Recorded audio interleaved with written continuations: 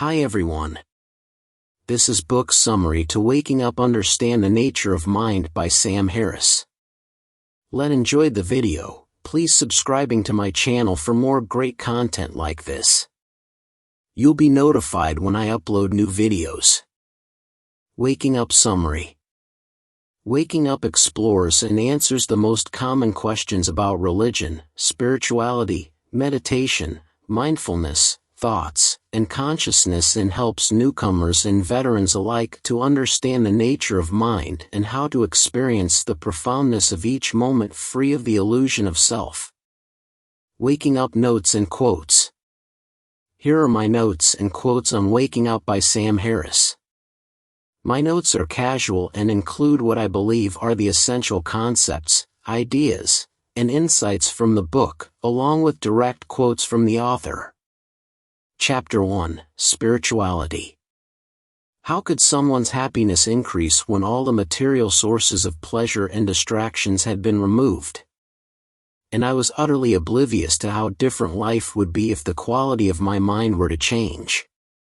Everything we strive to accomplish holds the promise that, when completed, it will allow us to finally relax and enjoy our lives in the present. We seek happiness without knowing we're seeking a path back to present moment satisfaction.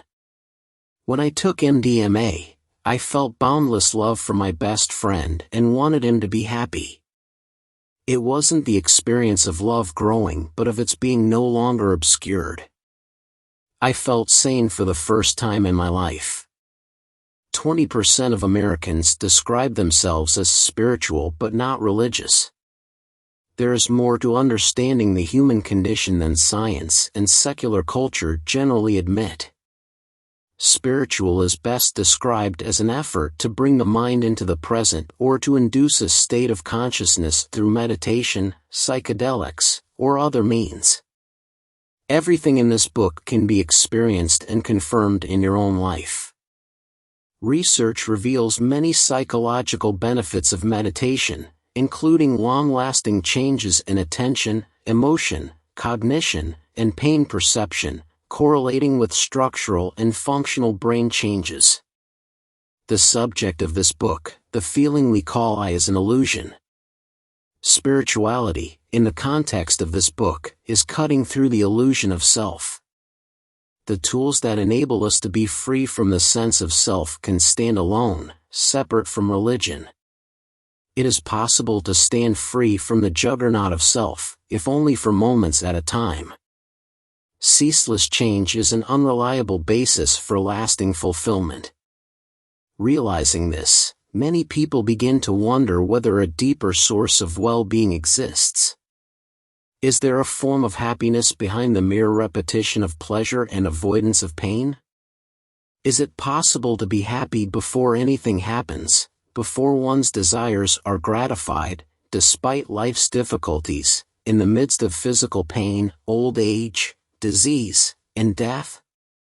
Unlike many atheists, I have spent much of my life seeking experiences of the kind that gave rise to the world's religions. Our perception of experience can determine how we feel about it. Our struggle to navigate the space of possible pains and pleasures produces most of human culture. The true spiritual practitioner discovers the possibility of being at ease for no reason, if only for a few moments. Some may be skeptical, but the possibility of selfless well-being exists in each moment. One can experience the changes in one's consciousness without believing in karma or in the miracles of Indian mystics. To get started as a Christian, however, one must first accept a dozen implausible things about the life of Jesus and the origins of the Bible, and the same can be said, minus a few unimportant details, about Judaism and Islam. The Pali Canon is the most authoritative teaching of the Buddha. There is indeed something preposterous about well-educated Westerners racing east in search of spiritual enlightenment while Easterners make the opposite pilgrimage seeking education and economic opportunities. Many Westerners appreciate that Buddhism isn't primarily a faith-based religion and doesn't require unwarranted assumptions. How one uses one's attention, moment to moment, largely determines what kind of person one becomes. Simply becoming interested in the nature of one's own mind, especially in the immediate causes of psychological suffering, and by paying closer attention to one's experience in every present moment, allows us to traverse the eastern paths. There is, in truth, nothing one need believe. Psychological well-being requires a healthy sense of self. It is always now. We manage to avoid being happy while struggling to become happy. As a consequence, we spend our lives far less content than we might otherwise be. For beginners, I usually recommend a technique called Vipassana, Pali for insight. The quality of mind cultivated in Vipassana is almost always referred to as mindfulness.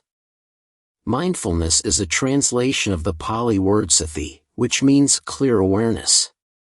The Satipatthana Sutta is not a collection of ancient myths, superstitions, and taboos. It is a rigorously empirical guide to freeing the mind from suffering. Mindfulness is a vivid awareness of whatever is appearing in one's mind or body, thoughts, sensations, moods, without grasping at the pleasant or recoiling from the unpleasant.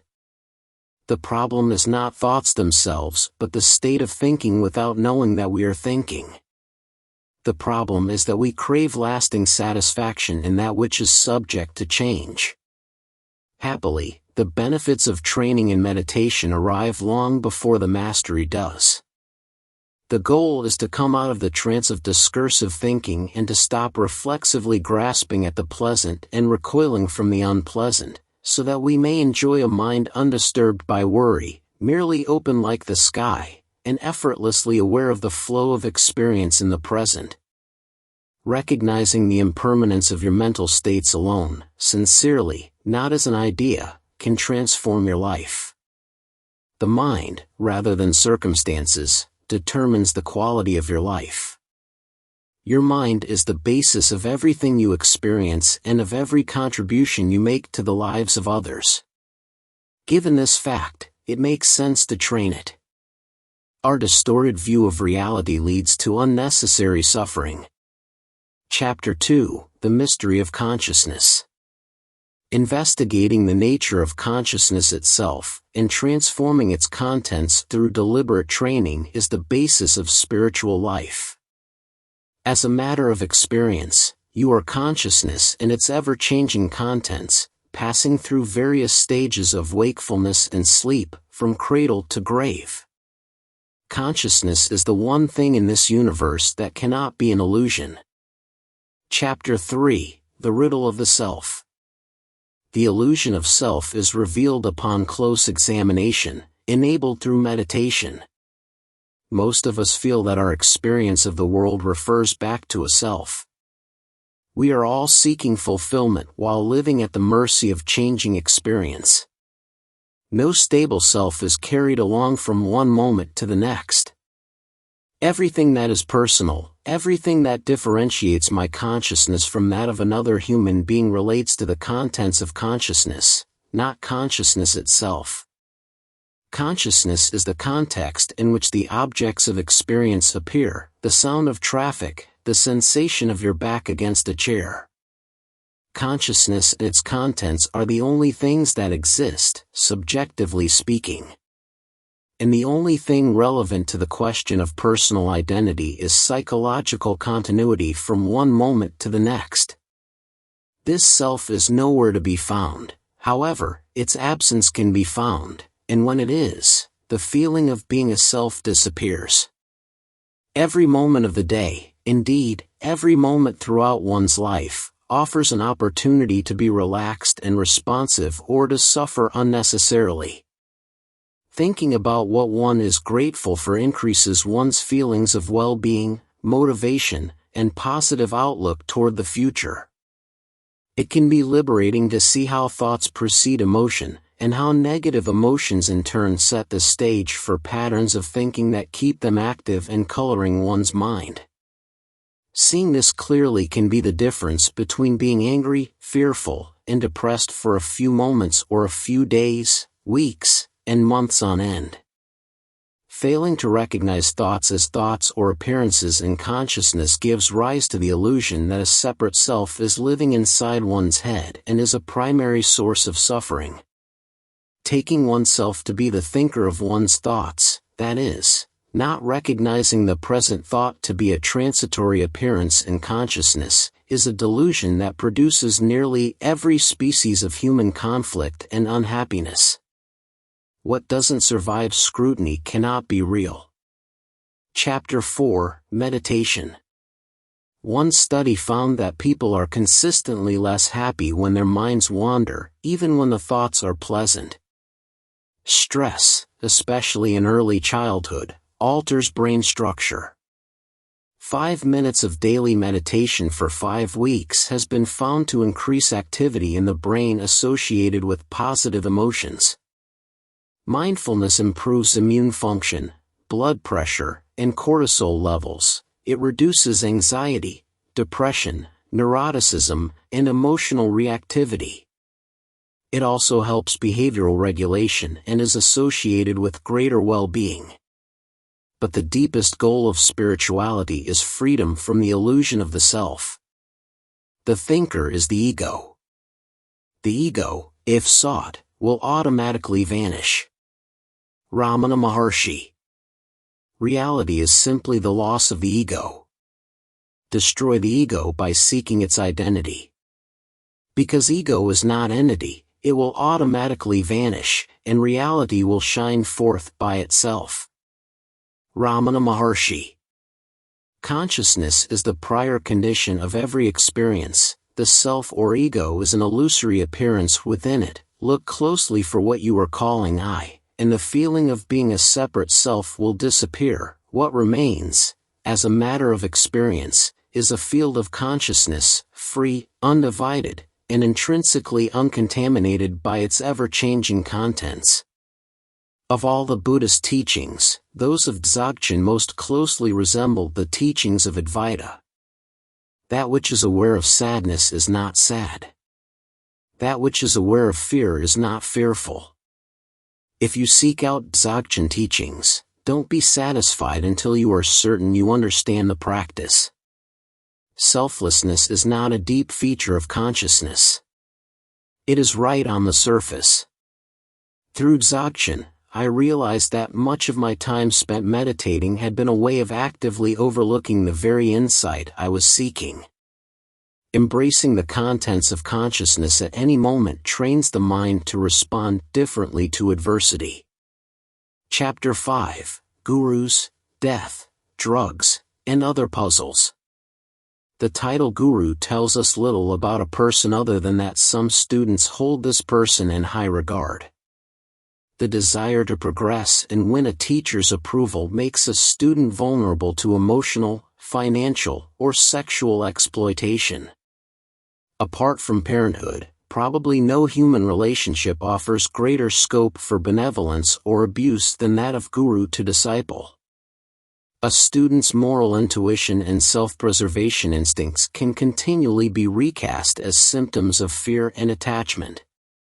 Consequently, even the most extraordinarily cruel or degrading treatment at the hands of a guru can be interpreted as being for one's own good.